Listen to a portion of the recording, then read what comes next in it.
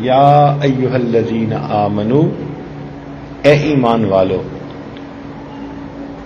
اس کو یوں سمجھے کہ جو قریبی ہوتا ہے نا، اس کو نام لے کر پکارنے کی بجائے انسان رشتہ داری کا نام لے کر پکارتا ہے. مثلا اے بیٹے، اب اس کا نام لے کر پکارنے میں وہ مزہ نہیں جو بیٹا کہنے میں ہے، اور اس کو نام سننے میں وہ مزہ نہیں جو بیٹے کا لفظ سننے میں ہے. جب باپ کی زبان سے وہ بیٹے کا لفظ سنتا ہے نا تو اس کو بھی سکون ملتا ہے. تو اللہ رب العزت نے بھی اس آیت مبارکہ میں یا ایھا الذین آمنو اپنے بندوں کو ان کے ایمان کے رشتے کا تذکرہ کر کے بلایا. اے ایمان والو، کیا مطلب؟ اے ماننے والو، اے وہ بندو جو روز ازل سے حسن حقیقی کے ساتھ پیمان وفا کا عہد کر چکے ہو، میری توحید کی امانت اپنے سینوں میں بھر چکے ہو. تم نے میرے محبوب صلی اللہ علیہ وسلم کی رسالت کو مان کر ان کی غلامی کا عہد کر چکے ہو. تو اس میں افنائیت ہے. فرمایا یا ایھا الذین آمنو. اس کی مثال یوں سمجھیے کہ جب سے میرے شیخ فوت ہوئے، مجھے پوری دنیا میں کوئی ایسا بندہ نہیں ملتا تھا جو مجھے بیٹا کہہ کر پکارے. میں ترستا تھا. ایک مرتبہ ایک ملک میں جانا ہوا، علماء کا گھرانہ تھا، نیک گھرانہ تھا.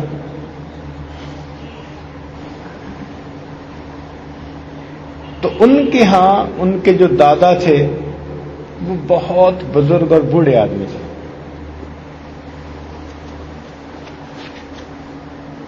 ان کی اہلیہ جب بھی مجھ سے فون پہ بات کرتی ہمیشہ مجھے بیٹا کہتی.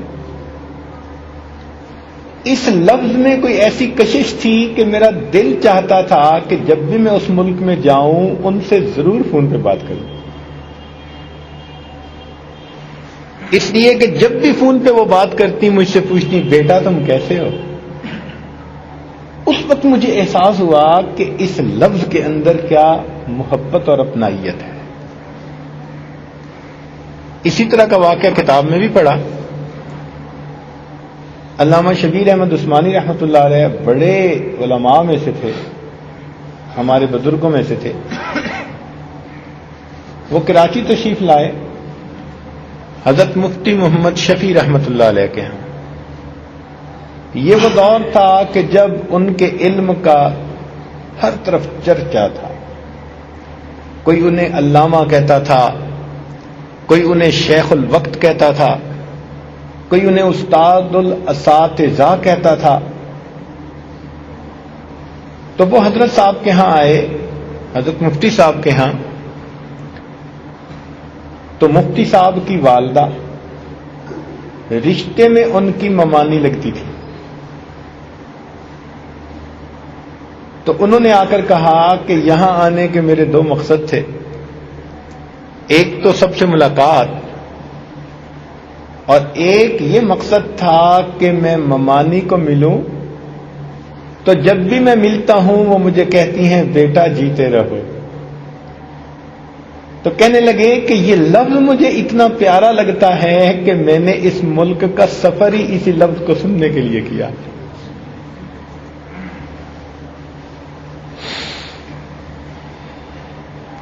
ہمارے حضرت رحمۃ اللہ علیہ خود اپنا واقعہ سنانے لگے کہ ایک بڑے شیخ تھے، ملاقات کے لیے گئے تو وہ لیٹے ہوئے تھے. میں نے چاہا کہ میں ان کے پاؤں دباؤں. جیسے ہی میں نے پاؤں کو ہاتھ لگایا وہ اٹھ کر بیٹھ گئے. اور کہنے لگے نہیں نہیں آپ مت دبائیں. تو حضرت فرمانے لگے کہ میری آنکھوں سے آنسو نکل آئے اور میں نے کہا کہ افسوس اس وقت دنیا میں کوئی ایسا نہیں جو اپنے پاؤں کو مجھے ہاتھ لگانے. جب بڑے سر سے چلے جاتے ہیں نا اس کا احساس اس وقت ہوتا ہے. تو بہرحال ارشاد فرمایا یا ایھا الذین آمنوا، اے ایمان والو.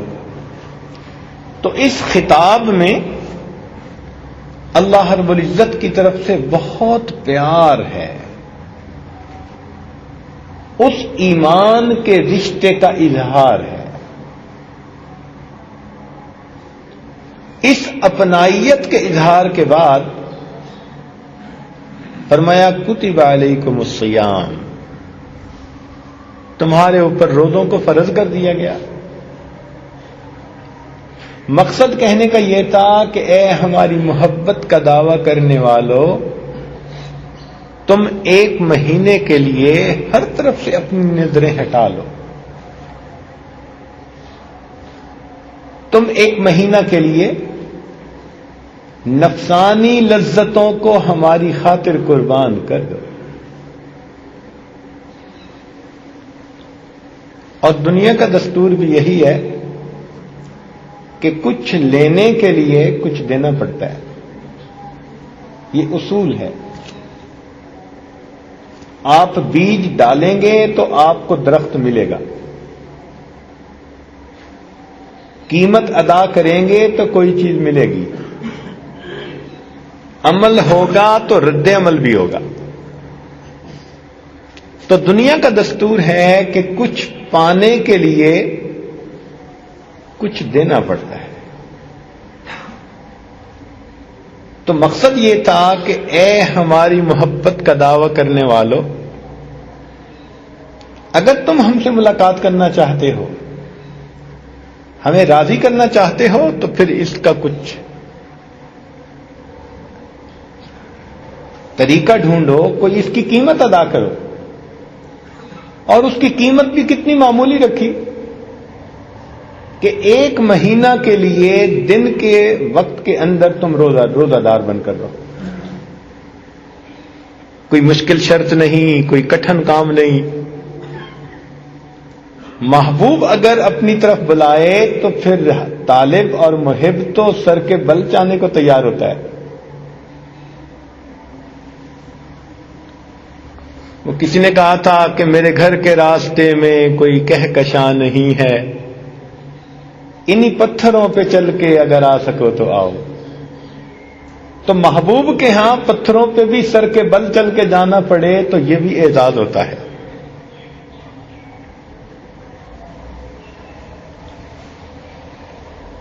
بلکہ لوگ کہتے ہیں جی کہ ہم اپنے محبوب کی خاطر اپنا مال لٹانے کو تیار، ہم اپنی جان دینے کو تیار.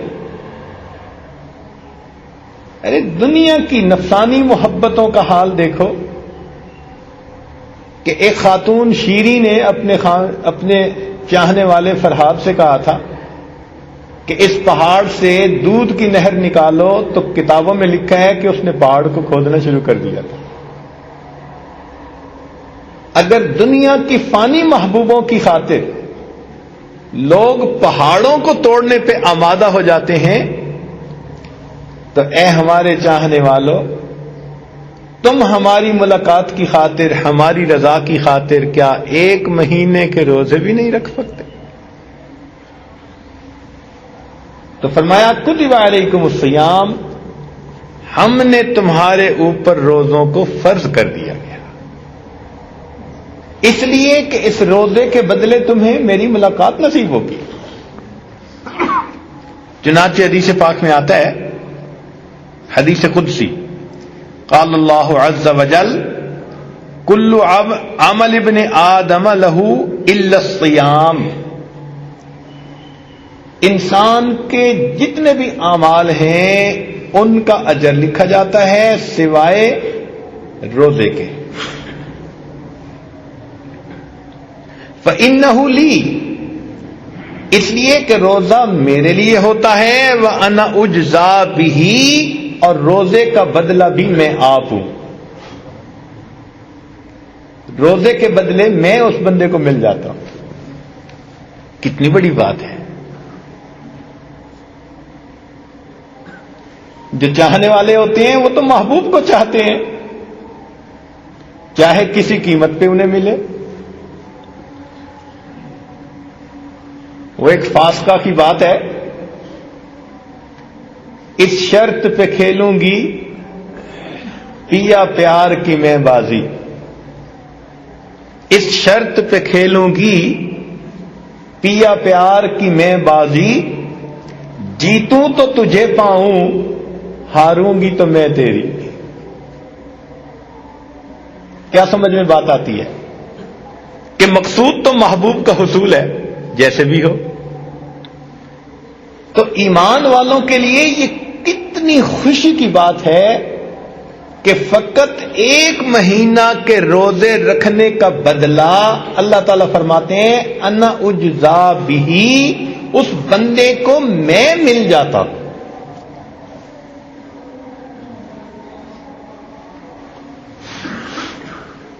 اب اتنی بات کرنے کے بعد کہ تم پر روزے فرض کر دیے گئے، ممکن تھا کہ لوگوں کے دل میں بات آتی جی کہ اللہ تعالیٰ ہم سے خفا ہو گئے، لہذا انہوں نے ہم پر پابندیاں لگا دی. تم کھا نہیں سکتے، پی نہیں سکتے، بیوی سے نہیں مل سکتے. تو اس وہم کو بھی دور کر دیا. فرمایا کما کتب علی الذین من قبلکم، یہ پابندیاں تم پر نہیں لگیں، تم سے پہلے والے لوگوں پر بھی اسی عبادت کو فرض کیا گیا تھا. یہ اسی کی کنٹینیویشن ہے، کوئی نئی پابندی نہیں ہے. تم سے پہلے والے جو ہمارے عاشق دنیا میں گزرے، چاہنے والے گزرے، یہ عمل وہ بھی کرتے چلے گئے، تم بھی وہی عمل کرو. چنانچہ روزہ ایک ایسی عبادت ہے کہ جو عبادت تمام انبیاء کی. حضرت آدم علیہ السلام کے بارے میں آتا ہے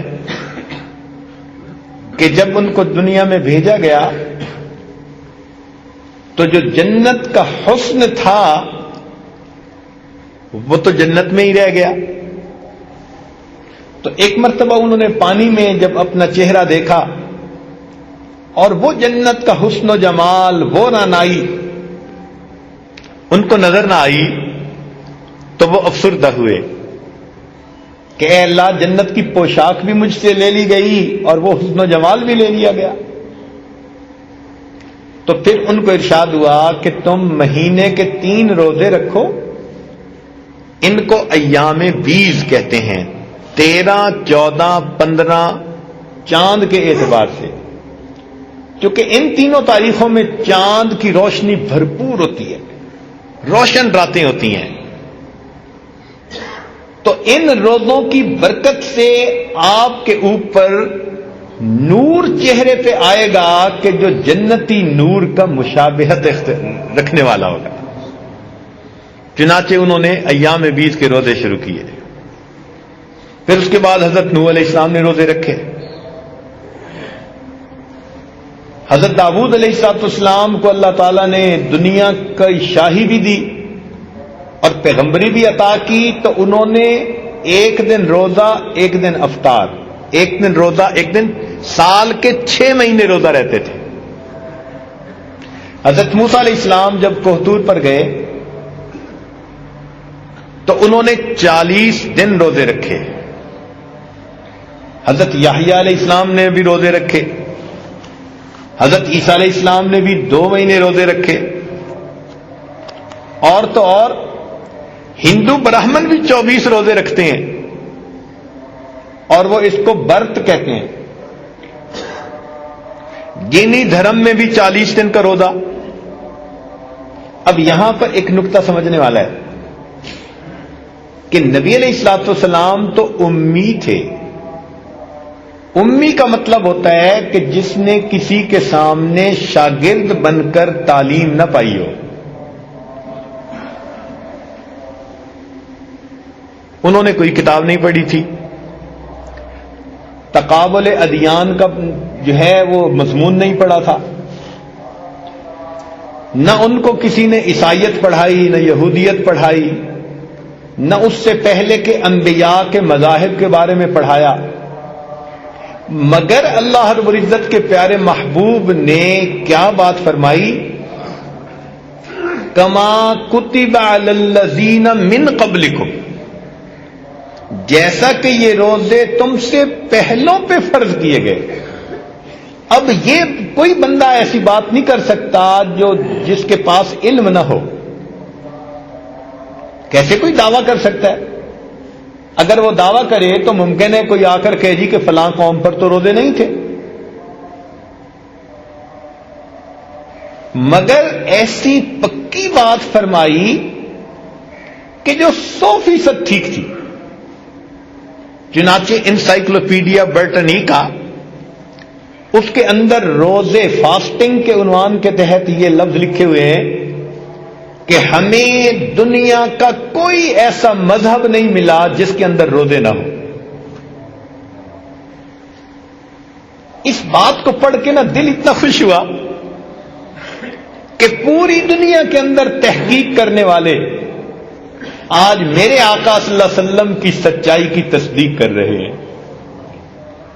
ان کی عظمت کا لوہا مان رہے ہیں کہ انہوں نے 1400 سال پہلے فرما دیا کما کتب علی الذین من قبلکم، تم سے پہلے والوں پر بھی روزے فرض تھے۔ آج پتہ چلتا ہے کہ دنیا کی ہر عبادت کرنے والی قوم نے روزے رکھے، تو یہ ایک پیاری عبادت ہے۔ دیکھیے، ایک ہوتا ہے عبادت سے مال ملنا،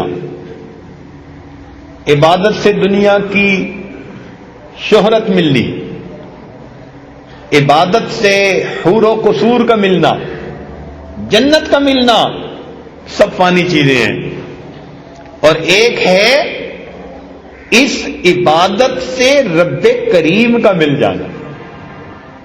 اس سے بڑا انعام کوئی نہیں ہو سکتا۔ کہتے ہیں کہ ایک بادشاہ تھا، اس کی کئی بیویاں تھیں، مگر ایک سے اس کو ذرا زیادہ محبت تھی، تو دوسری بیویاں اس بات کو بڑا محسوس کرتی، آپس میں بات کرتی کہ خاندان میں ہم بہتر، حسن و جمال میں ہم بہتر، مال و منال میں ہم بہتر، فضل و کمال میں ہم بہتر، اور بادشاہ کی محبت کی وہ نظر ہم پہ نہیں اٹھتی جو اس پہ اٹھتی ہے۔ تو ہم بادشاہ سے پوچھیں گی۔ چنانچہ ایک دن انہوں نے سوال کیا کہ جی کیا مسئلہ ہے، ہم میں کس چیز کی کمی ہے؟ اس نے کہا اچھا میں کبھی تمہیں اس بات کا جواب دوں گا۔ کچھ دنوں کے بعد وہ بات ہی بھول گئی، تو ایک دن بادشاہ نے کہا کہ میں آج بہت خوش ہوں اور میں چاہتا ہوں کہ آپ لوگوں پر میں آج خوب اپنے انعام و اکرام کی بارش کر دوں۔ تو اس بات سے بیویاں جتنی خوش ہو سکتی ہیں وہ کسی اور بات سے تو نہیں ہو سکتی۔ چنانچہ اس نے خزانے سے بہت قیمتی ہیرے موتی جواہرات منگائے اور کہا کہ اچھا دیکھو، میں دیکھوں گا کہ کون تم میں سے کتنی اچھی چیز کو ڈھونڈتی ہے، اپنے لیے سلیکٹ کرتی ہے۔ چنانچہ اس نے سب رکھوا دیے اور کہا کہ جب میں اشارہ کروں گا تو تم میں سے ہر ایک اپنی پسند کی چیز پہ ہاتھ لگا لے۔ چنانچہ اشارہ کرنے کی دیر تھی، کسی نے ہیرے کے ہاتھ رکھا، کسی نے یاقوت پہ ہاتھ رکھا، کسی نے موتی پہ ہاتھ رکھا، کسی نے سونے پہ ہاتھ رکھا، سب نے اپنے اپنے ہاتھ مختلف چیزوں پہ رکھ لیے، اور وہ جس کی بادشاہ کے ساتھ کوئی خاص محبت کی بات تھی وہ اپنی جگہ کھڑی رہی۔ تو سب بیویاں ہنسنے لگی کہ آج اس بیوقوف کی بات کھل جائے گی، اس کی قلعی کھل گئی کہ یہ کتنی کم عقل اور بیوقوف ہے کہ یہ کھڑی ہے، اب اس کو معمولی چیز ملے گی۔ تو بادشاہ نے حیران ہو کر اس سے پوچھا کہ کیا بات ہے؟ آپ نے کوئی چیز نہیں اپنے لیے چنی. اس نے کہا بادشاہ سلامت میں آپ سے ایک چیز کی تصدیق چاہتی ہوں. آپ نے یہی فرمایا ہے نا کہ جو کچھ یہاں موجود ہے اس کے اوپر اگر تم ہاتھ رکھ لو گی تو وہ چیز تمہاری ہو جائے گی. اس نے کہا ہاں میں تو یہی کہہ چکا, تم نے کیوں دیر کر دی؟ تو وہ آگے بڑھی اور اس نے بادشاہ کے کندھے پہ اپنا ہاتھ رکھ لیا. کہنے لگی بادشاہ سلامت جب آپ مجھے مل گئے یہ سب چیزیں مجھے مل گئی. تو بات تو ایسی ہے کہ جب روزہ رکھنے پر اللہ رب العزت بندے کو مل گئے تو پھر دنیا کی باقی نعمتیں تو خود بخود بندے کی اپنی ہو گئی. اس لیے ارشاد فرمایا یا ایھا الذین آمنو, اے ایمان والو, کتب علیکم الصیام, تمہارے اوپر روزوں کو فرض کر دیا گیا, کما کتب علی الذین من قبلکم, جیسا کہ یہ روزے تم سے پہلے والوں پر فرض کیے گئے, لعلکم تتقون, تاکہ تم متقی بن جاؤ. اب ذہن میں یہ سوال پیدا ہوتا ہے کہ ٹھیک ہے ہمیں بھی حکم دیا, ہم سے پہلے والوں کا بھی حکم دیا, تو اس حکم کے اندر کوئی حکمت ہونی چاہیے, کوئی مقصد ہونا چاہیے. تو ساتھ مقصد بھی بتا دیا کہ اس سے ہمیں فائدہ نہیں کہ کوئی بجٹ میں کمی ہے اور اب تم اپنے خرچے کم کر لو, ایسی بات نہیں, ہمارے خزانوں میں کمی کا مسئلہ نہیں ہے. اس کا فائدہ بھی بندو تمہیں ہے. کون سا؟ لعلکم تتقون, تاکہ تم متقی بن جاؤ, تم پرہیزگار بن جاؤ, تمہاری تربیت ہو جائے کہ تم نے اپنے نفس پہ قابو کیسے پانا ہے. تو روزے کا اصل مقصد انسان کے اندر تقوی کا پیدا کرنا. تو مقصود یہ تھا کہ اگر تم سال میں 30 دن ہمارے کہنے کے مطابق جائز چیزوں کو بھی دن میں چھوڑ سکتے ہو, تو کیا باقی سال کے حصوں میں ناجائز چیزوں کو نہیں چھوڑ سکتے؟ اور جب تم اتنے اچھے کہ جائز چیزوں کو چھوڑ رہے ہو ہمارے کہنے پر, تو پھر سال کے باقی حصوں میں ناجائز چیزوں کو چھوڑنا تو بڑا ہی آسان ہے. تو یہ ایمان والوں کو اس مہینے کے اندر پریکٹس کروائی گئی, ریہرسل کروائی گئی اپنے نفس پہ قابو پانے. ورنہ بندہ بے صبرا ہو جاتا ہے اور اپنی خواہشات کی تکمیل کے لیے بھاگ اٹھتا ہے. تقوی انسان کے اندر صبر پیدا کرتا ہے.